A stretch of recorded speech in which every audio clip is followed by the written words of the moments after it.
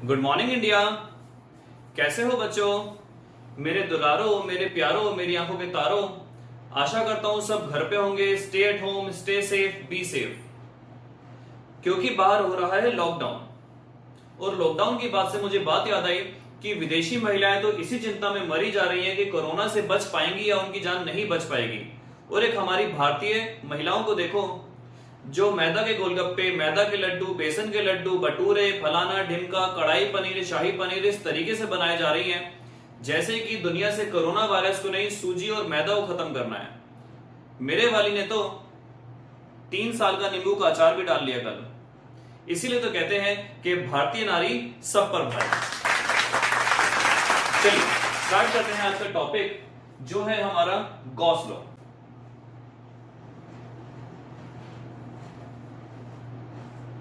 Gauss law बच्चों, Gauss law से पहले आपको मैं कल का टॉपिक एक बार रिवाइज करा दूं। कल हमने पढ़ा था एरिया वेक्टर और इलेक्ट्रिक फ्लक्स। कल हमने पढ़ा था एरिया वेक्टर और इलेक्ट्रिक फ्लक्स। आपको बताया गया था कि एरिया वेक्टर और इलेक्ट्रिक फ्लक्स का मतलब एग्जैक्टली क्या है। फटाफट मैं 2 सेकंड में रिवाइज करा दूं कि एरिया वेक्टर का मतलब था एक ऐसी लाइन जो सरफेस पर होगी हमेशा परपेंडिकुलर। इस सरफेस पर देखें तो इस डायरेक्शन में परपेंडिकुलर, इस सरफेस पर देखें तो इस डायरेक्शन में परपेंडिकुलर, लेकिन ऑलवेज परपेंडिकुलर। अगर सरफेस मुड़ता है तो ये परपेंडिकुलर भी मुड़ जाएगा। और उसी तरीके से फ्लक्स का मतलब था कि how many electric line of force crossing the surface. अगर सरफेस इस तरीके से है, सामने से लाइंस आ रही हैं, तो maximum number of lines cross करेंगी। और अगर सरफेस इस तरीके से है, लाइंस आ रही हैं, तो minimum number of lines cross करेंगी। अगर थीटा की वैल्यू है 90 डिग्री, तो ऐसी कंडीशन में हमारे पास फ्लक्स की वैल्यू ऑलमोस्ट 0 हो जाती है। थीटा किसके बीच में था? एरिया वेक्टर और इलेक्ट्रिक लाइन ऑफ फोर्स के बीच का एंगल। उसी तरीके से थीटा की वैल्यू अगर 0 या 180 होती है, तो फ्लक्स की वैल्यू होती है हमारे पास मैक्सिमम। स्टार्ट करते हैं गॉस लॉ। पहले मैं लिखता हूं यहां पर गॉस लॉ की definition.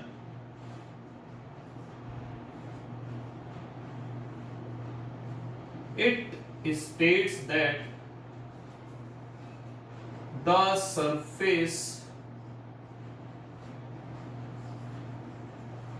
integral of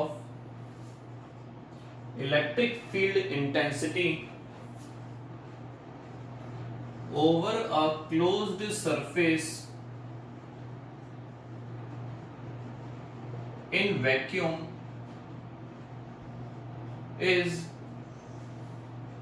1 upon epsilon naught times the total charge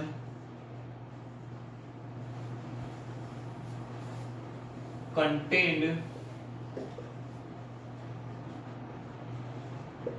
inside the Gaussian surface। inside the Gaussian surface। ये Gaussian surface कोई नया सरफेस नहीं है, ये वही सरफेस है जिसने चार्ज को एनक्लोज्ड करा हुआ है। भैया शादी के अंदर हम जाते हैं 51, 11, 21, 101, 1101, अपनी हैसियत के अनुसार, अपनी अफोर्डेबिलिटी के अनुसार हम कुछ पैसे देकर जरूर आते हैं। 2 तरीके से पैसे दिए जाते हैं, या तो खुले में या फिर लिफाफे में डालकर। तो यहाँ पर आपका मतलब वही है कि हमें गॉस लॉ के अंदर सबसे पहले चार्ज को लिफाफे में बंद करना है, चार्ज ना रह जाए कहीं से खुला, वरना चार्ज की लाइन किसको काटेंगी। तो यहां पर आपको बात समझने की यही है कि चार्ज हमारा लिफाफे में पैक होना चाहिए। सपोज करो ये चार्ज है और इसको आपने एक स्फेरिकल सरफेस से क्लोज कर दिया, इसको हमने स्फेरिकल सरफेस से क्लोज कर दिया और चार्ज रखा हुआ है सेंटर पे। सपोज करो इसको हमने मान लिया पॉजिटिव क्यू। क्या मान लिया? Positive Q. तो हर तरफ, चाहे वो इस तरफ हो, चाहे वो इस तरफ हो, चाहे वो इस तरफ हो, चाहे वो इस तरफ हो, चाहे वो इस तरफ हो, चाहे वो इस तरफ हो, चाहे वो इस तरफ हो, कहीं पर भी हो, इसकी इलेक्ट्रिक लाइन ऑफ फोर्स निकलेंगी आउटवर्ड्स। बिकॉज मैंने आपको बताया था पॉजिटिव चार्ज की वजह से इलेक्ट्रिक लाइन ऑफ फोर्स हमेशा निकलती हैं। सपोज करो ये एक स्फीयर है और इस स्फीयर का एक छोटा सा हिस्सा यहां से मैंने कट कर लिया। कट करके मुझे घर पे लेके नहीं आना, मुझे इसके लट्टू पेड़े नहीं बनाने हैं। इसको कट करने के बाद मैंने यहां पर देखा कि इसका जो एरिया वेक्टर होगा, एरिया वेक्टर किस डायरेक्शन में होगा, एरिया वेक्टर होगा बाहर की तरफ। तो सपोज करो ये मैंने बना लिया इसका एरिया वेक्टर, आपको बताया था एरिया वेक्टर की जो यूनिट वेक्टर होगा उसका नाम दिया था मैंने एन कैप। इसका मतलब ये हुआ कि अगर ये एक सरफेस है, इसका एरिया वेक्टर होगा इस डायरेक्शन में परपेंडिकुलर, इसका एरिया वेक्टर होगा इस डायरेक्शन में परपेंडिकुलर आउटवर्ड्स। तो यहां पर भी इसका एरिया वेक्टर हो गया बाहर की डायरेक्शन में परपेंडिकुलर। बात करते हैं इस स्फीयर की रेडियस की, तो वो हो गई आपके पास r, और इस पॉजिटिव चार्ज की वजह से इलेक्ट्रिक फील्ड भी किस तरफ होगी, बाहर की तरफ। तो r भी हमने क्या ले लिया, r कैप। इलेक्ट्रिक फील्ड की डायरेक्शन भी बाहर की तरफ और एरिया वेक्टर की डायरेक्शन भी बाहर की तरफ। यहां पर हम निकालते हैं कितनी लाइंस ने इसको काटा। देखो फ्लक्स का मतलब क्या होता है, फाई। फ्लक्स को हमने किससे डिनोट करा था, फाई से, फाई ई। और अगर छोटे वाले फ्लक्स की बात करें, छोटू वाले फ्लक्स की बात करें, तो इसका मतलब क्या हो गया, डी फाई। इन सारे के सारे डी फाई को अगर मैं ऐड कर दूं या बोला जाए इनको इंटीग्रेट कर दूं, तो मुझे क्या मिलेगा, नेट फाई। क्या मिलेगा, नेट फाई। यहां का इलेक्ट्रिक फ्लक्स डी फाई, यहां का इलेक्ट्रिक फ्लक्स डी फाई, यहां का इलेक्ट्रिक फ्लक्स डी फाई, यहां का इलेक्ट्रिक फ्लक्स डी फाई, छोटे छोटे छोटे छोटे छोटे छोटे छोटे सबका, सब वालों का इलेक्ट्रिक फ्लक्स होगा डी फाई। और उन डी फाई को हम जब जोड़ देंगे इनफाइनाइट टाइम्स या फिर उनको हम इंटीग्रेट करेंगे, तो हमें क्या मिलेगा, नेट फाई। कैसे, देखते हैं। डी फाई की वैल्यू हमारे पास कितनी आई, ई लगाना चाहो तो ओके है, नहीं लगाना चाहो तो कोई इशू नहीं है। ई डॉट छोटा सा एरिया, इसका मैंने नाम दे दिया डी एस। तो ये हो गया आपके पास डी एस। अगर मैं बात करूं आगे डी फाई की, तो ये आपके पास आया ई D S cos theta. Electric field भी बाहर की तरफ है, एरिया वेक्टर भी बाहर की तरफ है, दोनों एक ही डायरेक्शन में है, जिसकी वजह से थीटा की वैल्यू कितनी आ जाएगी, 0 डिग्री। कितनी आ जाएगी, 0 डिग्री। डी फाई की वैल्यू आपके पास क्या मिली, E D S, because cos 0 की वैल्यू कितनी होती है, 1।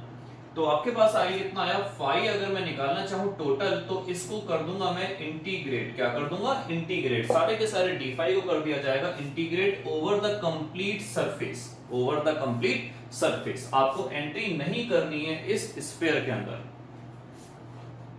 डी फाई की वैल्यू कितनी आई थी हमारे पास, ई डॉट डी एस। कितनी आई थी, E dot D S.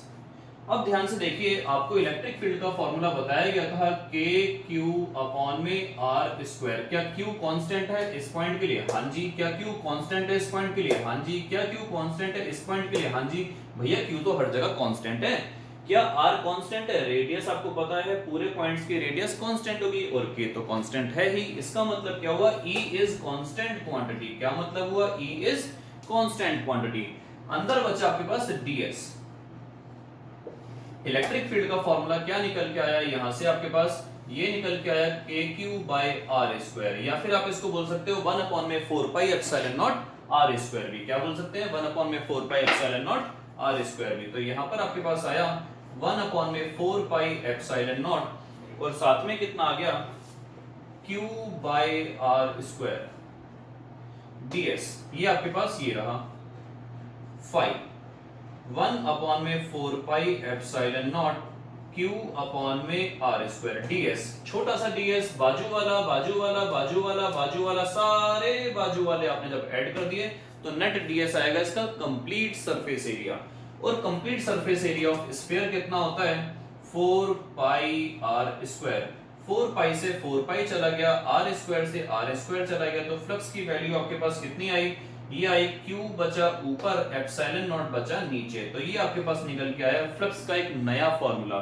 Sum up करते हैं फटाफट। फ्लक्स का फॉर्मूला निकल के आया था ई डॉट डीएस भी, और फ्लक्स का फॉर्मूला निकल के आया क्यू अपॉन में एप्सिलॉन नॉट भी। उस केस में जब यहां पर रखा हुआ है एयर या फिर है वैक्यूम, हम अभी बात नहीं कर रहे हैं किसी दूसरे मीडियम की। अब एक बार आते हैं वापस डेफिनेशन में।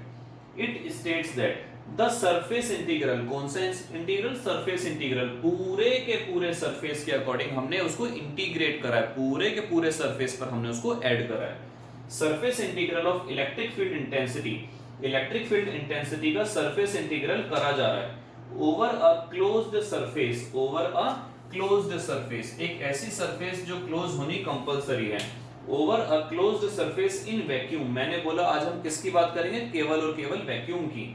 इज 1/एप्सिलॉन टाइम्स, अगर मैं इसको इस तरीके से लिखना चाहूं आगे, phi equals to epsilon times the total charge, epsilon times the total charge contained inside the Gaussian surface. इस सरफेस का नाम हमने दिया गॉसियन सरफेस, कोई नया नाम नहीं है, कोई नई सरफेस नहीं है, just it is enclosing the charge. इसके अंदर चार्ज घुसा हुआ है, जिस तरीके से आपके लिफाफे में पैसे घुस जाते हैं। तो इलेक्ट्रिक फ्लक्स का फॉर्मूला E डॉट ds भी है और इलेक्ट्रिक फ्लक्स का फॉर्मूला Q अपन में एप्सिलॉन नॉट टाइम्स भी है। अच्छा मुझे बताओ, अगर ये सरफेस में डबल कर दूं, अगर इसकी रेडियस r की जगह 2r होती तो फ्लक्स पे कोई फर्क पड़ता? भाई रेडियस यहाँ पर आई क्या? नहीं आई। केवल और केवल किस पर फर्क पड़ेगा? परमिटिविटी क्या है? केवल और केवल किस पर फर्क पड़ेगा? चार्ज की वैल्यू क्या है? Only depends on charge, only depends on nature of the medium। Exam में कई बार आता है कि what will happen if we increase the size, what will happen if we decrease the size, और डिस्कस करेंगे जब ये चैप्टर फिनिश हो जाएगा। we will discuss about different type of questions। तब तक के लिए सेफ रहिए। क्लास अगर पसंद आई हो तो लाइक कर दीजिएगा, ज्यादा पसंद आई हो तो शेयर कर दीजिएगा। नेक्स्ट क्लास की नोटिफिकेशन के लिए सब्सक्राइब और बेल दबाना ना भूलिए। Till then bye bye.